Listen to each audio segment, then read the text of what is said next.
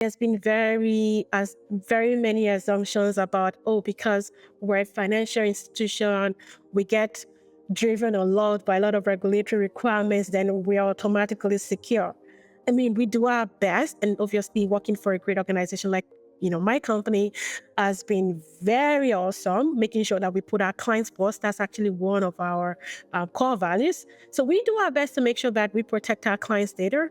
But I think from a compliance perspective, compliance really just represents a minimum baseline. It is not a comprehensive security. That's why if you want to measure an organization by their risk threshold or their success, they have to be doing way more than what the compliance requirement is.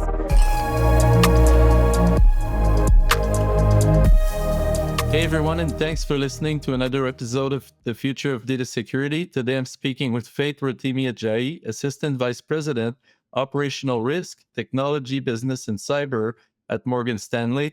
Faith, thank you so much for chatting with me today. Thank you so much, John. I'm glad to be here. Thank you. As a cybersecurity leader in the financial sector and a great bank, what are some of the things that keep you up at night when it comes to data security threats? So that's a very interesting question. And if I'm to go the route of kind of start having a buzzword, I would say it's AI. Obviously, everything underpins AI today. But just beyond that, I think really making sure that we have a very substantial data and operational resilience framework in place will be one of the things that does keep me up. Like, how do we continue to make sure that all the various sophisticated, attacks that gets targeted to financial industry, that we're able to continually increase our critical infrastructure to protect our customers' data. And we've seen obviously that the landscape has shifted where, attackers are no longer using opportunities attacks anymore, but they're more targeted. They've kind of researched their operations against specific financial target and just thinking overall or holistically that we're going not just from preventive now, but how do we have a sophisticated approach in place from an operational resilience standpoint, making sure that our data are, backed up as rigorously as possible. Also, the supply chain vulnerability is another one. In the past, it was more like a one-to-one targeted attack. But now there is a significant concern where even though our systems are so secure or as secure as possible, there is an increasingly issue where attackers are now looking for trusted vendors to gain backdoor access to our environment. So how do we make sure that we're kind of cascading the same control requirement and compliance requirement to our vendors? Those are the things that keeps me up. And also because the fact that we know that as a financial industry, we deal with clients, right? How do we continually help our clients protect their data that they do not have to deal with identity theft? I'll give a very quick example here. And obviously this is not with our industry or like my company, but we've seen cases where there are clients where they bank with, a bank, but there's a cascaded attack on their family, right? There's this popular social security attack now where even a day-old baby who has a social security number grows up in the future and they realize that their social security number has been used for claiming a lot of benefit. And you have clients coming to kind of complain about this cascaded effect. So how do we continue to protect our customers' identity and even cascade it down to their family? Because there's really an increasing, risk in social engineering techniques in that dimension today. No, absolutely. And it's funny. I was just at a lunch with someone who got their identity stolen. They found out because they were getting letters and all kinds of things, to their various addresses. And it's such a devastating event when Yes. someone grabs a hold of your identity. You talked about third-party risk, which I think is very interesting nowadays, especially with AI, and a lot of suppliers are now adding AI to existing products. And I heard many experts talk about end-party risks and, a Cambrian explosion of third-party risk.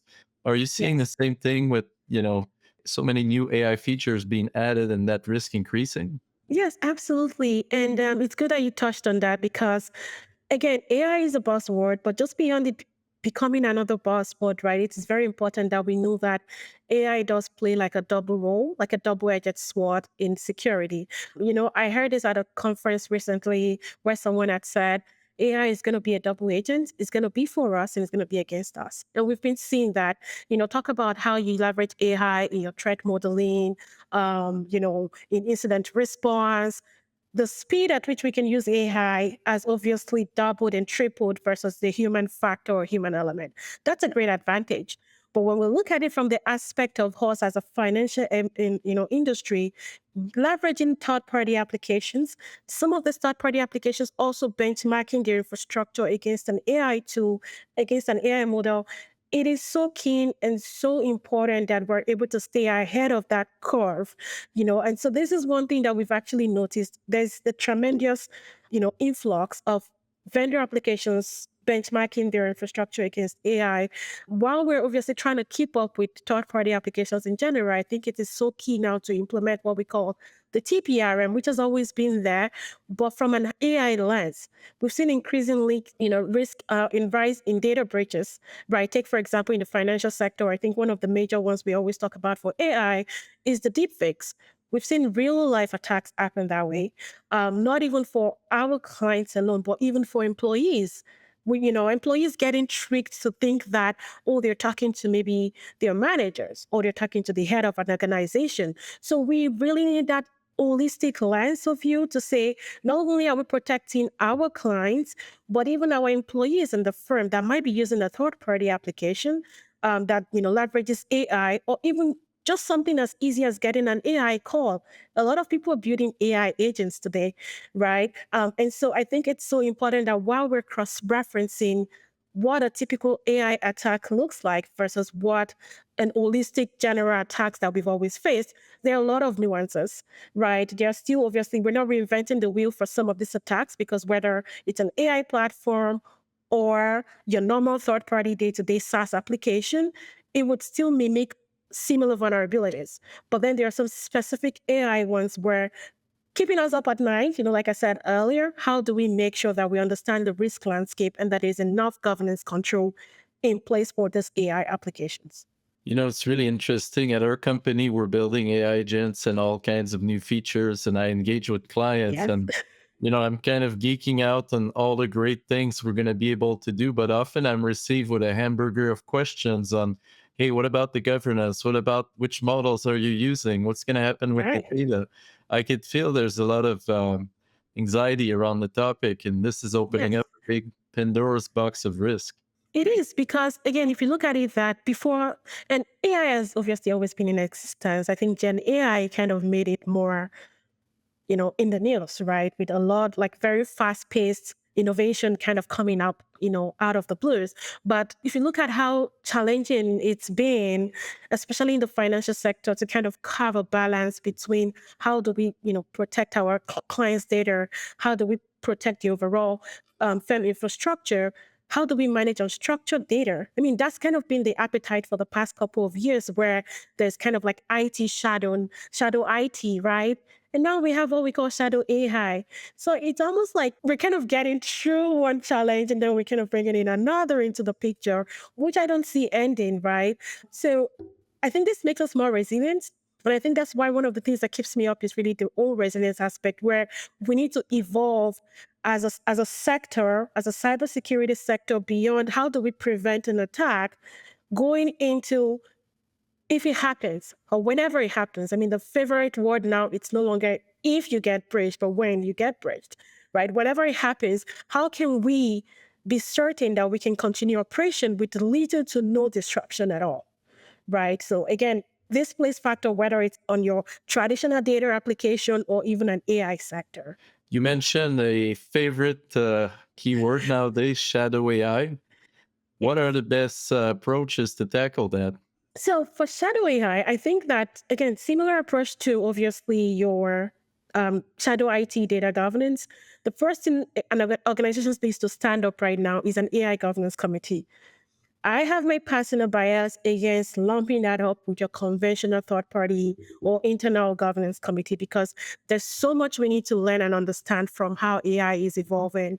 So it is very important to have people from obviously diverse sectors within your organization who currently wear the hat of what they know so far, whether it's compliance, whether it's third party, whether it's internal applications, like team who covers some of these reviews. It's important to have them grouped together under a committee, talk about cataloging, right, for applications. Because one of the things that you notice, especially in the financial sector, is that for shadow AI, you have your applications that are being onboarded within the firm. But how do you make sure that your employers are not going outside of your work environment and using AI applications? You don't have visibility into the applications they use outside of your work, right? How do you make sure that they are not using that and exposing your firm information, whether it's your client information, whether it's your day to day process information? One of the things that is recommended to be adopted, and I really, really highly recommend is deploy applications that simulate similar things or similar information that you believe your employers are looking for out there, right? So let's say one of the consensus when you've run maybe a survey that you know that your employers really want is, oh, how do I increase my efficiency when it comes to data modeling? And you know that they would, if there was not application that can help them with that with the firm, there's every tendency they might expose that information outside just so they can get through their day to day. Come up with infrastructures like that for them. Come up with internet AI applications like that that would help to remediate that risk or limit that exposure of data exfiltration for your employees. Now, on the other aspect, you also want to make sure that even internal AI tools that have been developed by multiple teams, that they are governed. So to my earlier point, come up with that governance committee where you have your data classified. What is this AI environment? What kind of data would be leveraged on this environment? How do we catalog it? I am of the principle that security is not a one size fits all approach, which means that you should put your biggest money or investment where you have the most risk, right? So while we're even talking about cataloging, while we're talking about coming up with data security or preventive mechanisms, you want to make sure you prioritize your most dependent resources, right? You look at all of your business unit. What exactly do they really care about when it comes to data? And then you help them catalog those information, catalog those AI applications, classify the data appropriately. And then ownership is so key when it comes to this as well. You want to make sure that you have a responsible party owning to the risk. So that makes it, again, we talk about the whole race side, who is responsible, who is accountable for this. But it's important to put that in place because then everybody knows they have to stay on top of their game and protect the data as much as possible. So, how has working in financial services shaped your approach to data security? How you think about it generally? So, very good question. One of the things I think, again, working in the financial and all my life, I would say, or kind of all my, security career has been in the financial industry, interestingly. But I would say, working here, which is one of our very key industry, has helped me to view regulatory compliance as, an innovation driver and not an obstacle. Starting off my career, we would get different, maybe, you know, global requirements, global regulations, things we needed to, align with. And there will be maybe conversations around, okay, we have to meet this and this every year, year in, day out. But as I grew in my career, I realized that it is so important and key to have these mechanisms in place in form of regulatory compliances to help us know what we need to do or prioritize. So whether it's requirements around GDPR, whether it's our DLBA, or even DARA that just recently came into effect in the European region around operational resilience, right? It helps us to create a baseline that then pushes us to develop a more robust security program, right? So I'll say that is actually one of the things that I've learned so far working in the financial industry, like how it's helped me to really think about data security, knowing that we have baselines that we can begin with, that we can start up with, and then implement above that for our, clients. Also, having a 247 operational requirements, in terms of recovery and resiliency, like I mentioned earlier, has helped us to think beyond preventative controls for data issues, but rather if they were to happen, how are we going to recover from that? So again, the complex network of service providers in finance has really helped us to say we need to develop sophisticated third-party risk management practices. Put those in place. And all of this goes beyond like our standard or traditional vendor assessment. But even beyond that, we're creating very rigorous benchmarks against third-party risk management, third-party required applications where we're not contracting them out just because we wanted them, but because they are required by regulators. We're adding more controls in place to ensure that we have limited to no fail at all. Are there any misconception in the financial space you can think of when we think about security, data security? Yeah, so I think that would go back to my previous point around compliance. I think that one of the biggest misconception I've noticed is that people always like to think compliance equals security. So I mean, there's been very many assumptions about, oh, because we're a financial institution, we get driven a lot by a lot of regulatory requirements, then we are automatically secure. I mean, we do our best, and obviously working for a great organization like my company has been very awesome, making sure that we put our clients first. That's actually one of our core values. So we do our best to make sure that we protect our clients' data. But I think from a compliance perspective, compliance really just represents a minimum baseline. It is not a comprehensive security. That's why if you want to measure an organization by their risk threshold or their success, they have to be doing way more than what the compliance requirement is. So really, that's one misconception. People always think, oh, they're compliant, so that's security. But it's really a baseline that organizations are expected to really exceed by a lot. Another quickly that I will also say is that people always think that we can fully prevent security breaches. Like I said earlier, back in the days, it used to be if you ever get breached, but now it's whenever, right? And so that is why the reality is that resilience and response capabilities are equally as important as preventative controls in today's, threat landscape. So knowing that we cannot always prevent things, I think works in our advantage to then up our security infrastructure. Right, because I feel if we say, oh, yeah, we can always prevent this, then there's really little we're going to do from a control perspective, from increasing our risk landscape, controls. But knowing that we could have a doomsday happen and that we needed to prepare for that will continuously help us to think more strategically and invest more in the risk that matters. Banks and financial institutions have a lot of competitive pressures. It's very easy for a client to move from one bank to another. There's many options out there. So there's always competitiveness around the user experience, the features that you need to bring to market. How do you balance that with security requirements? That's very interesting. So, I know I mentioned at the beginning around, again, whether it's your as a user, security by design, or kind of just making sure that as a user, you're not trading off in the AI aspect, for example, you're not trading off, your client experience versus efficiency, right? A lot of companies are adopting AI today because they want to be efficient. They want to be able to do times 100 of what they can do normally. But in a financial sector, it's so important to be careful when doing that because we are not like other institutions where even if there was no human interaction, the business would continue, right?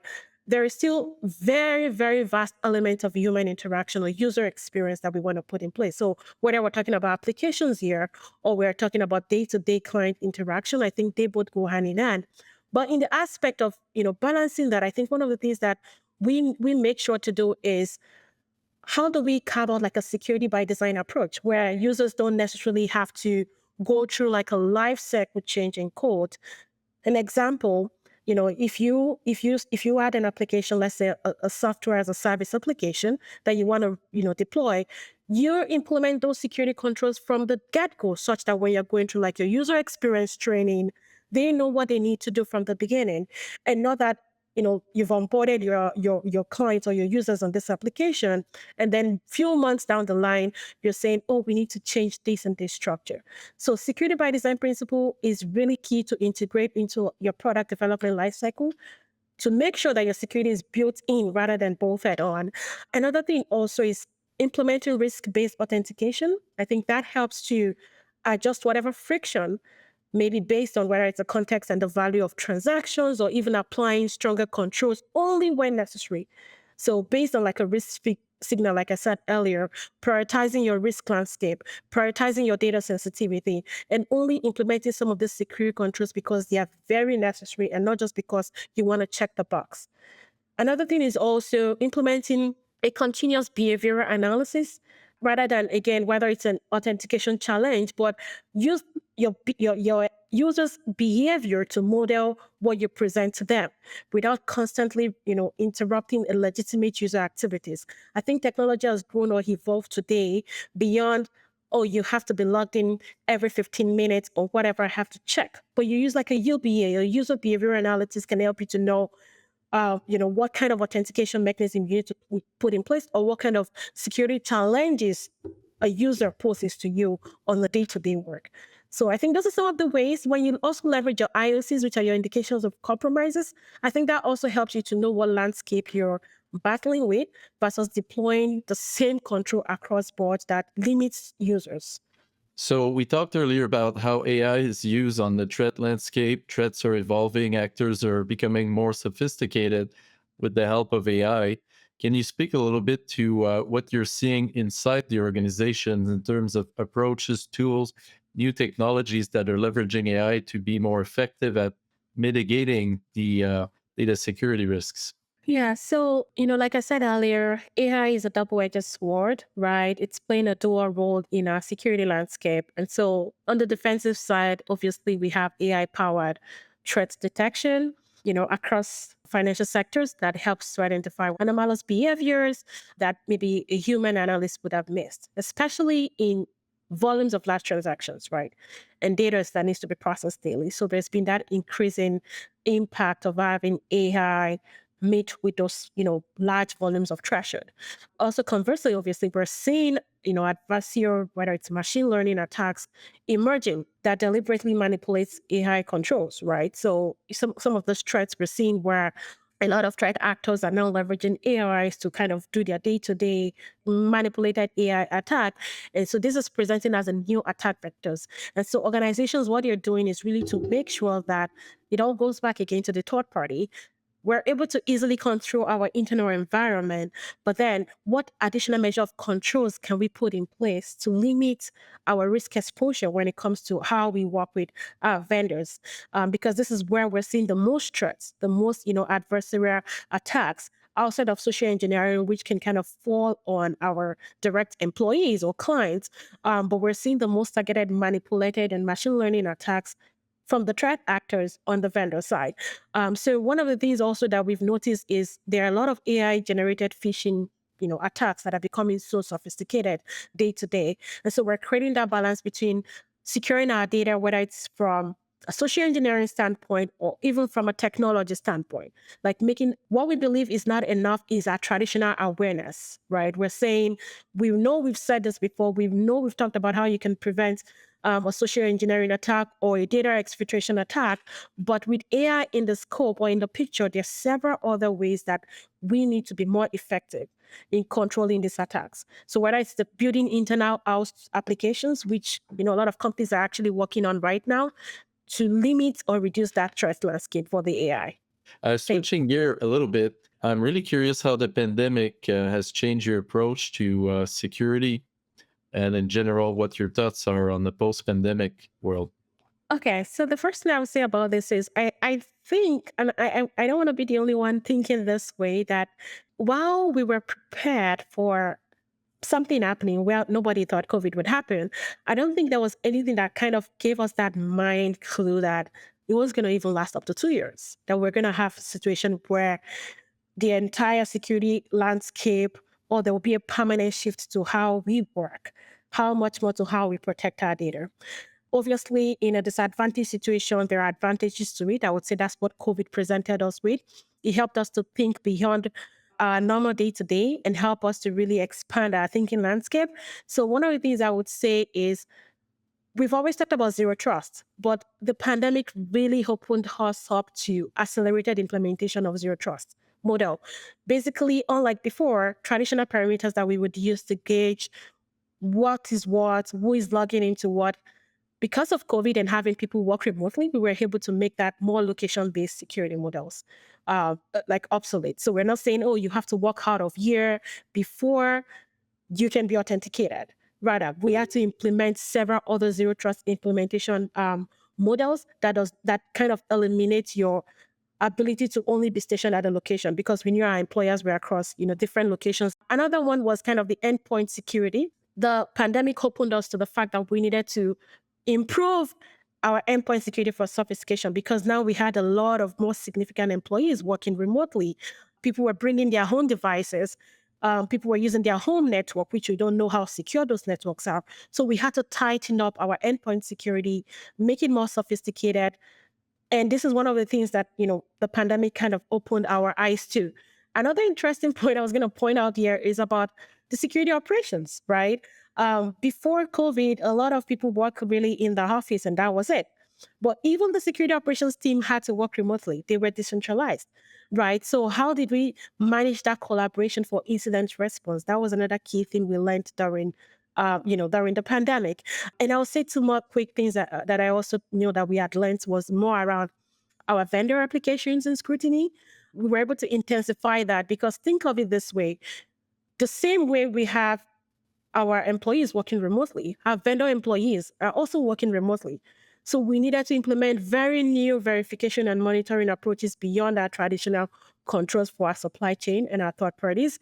And then we had to build up a new security resilience plan, right? Like, how do we make sure that having this distributed workforce, that we can recover quickly if something was to happen? So our business continuity planning was no longer about recovering in a work environment, but having employees test that if something was to happen and they couldn't come into the office, as in the case of pandemic, that they can still work remotely from home, whether it was at 5 days per week or at 3 days.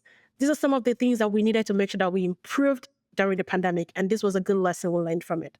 It's very interesting. It certainly changed a lot of things for many organizations. Thinking about all this experience and going through the pandemic and all the experience you have in the financial services sector, if you were going to give one piece of actionable advice to organizations looking to strengthen their data security posture, their data security right now, what would that be? I would say implement business aligned data security programs. Like I touched on earlier, security is not a one size fits all approach. So you want to make sure that you prioritize your data, prioritize data cataloging, invest in the most risk exposure. So basically, just make sure that you're going beyond just technical controls to creating a comprehensive protection strategy where you're assigning very clear ownership, like I said, and protecting your data in each category. So that would really be one, advice. I think everything I'm saying encompasses around implementing that business aligned data. What does your business really care about? Create that risk appropriate control based on your data sensitivity rather than applying a uniform, data protection. And obviously, two last things is really implement continuous monitoring of your data. So beyond just, oh, we have the security that we have to put in place for our data. We've done that and that's it. We've checked the box. No, how do you continuously monitor that your data are being protected and you're able to detect whatever anomaly pattern you need to detect? And continuous testing will help you prepare for a day you never thought would ever happen. So really implement that business aligned framework. Continuous monitoring of your data and continuous testing of that will help to give you that holistic view when it comes to data security.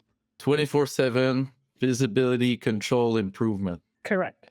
Unfortunately, that's all the time we have today, Faith. Before we wrap, if people want to follow up on your work, what would be the best place for them to go? So I'm on LinkedIn. I'm on LinkedIn and I do showcase some of my external works and engagements. So people can find me on LinkedIn at Faith Rotimi-Ajayi. And if there are any questions, feel free to reach out to me on that channel as well. Very well. Thank you, Faith. It's been an amazing conversation and let's keep in touch. Thank you very much. Absolutely, Sean. Thanks so much for your time.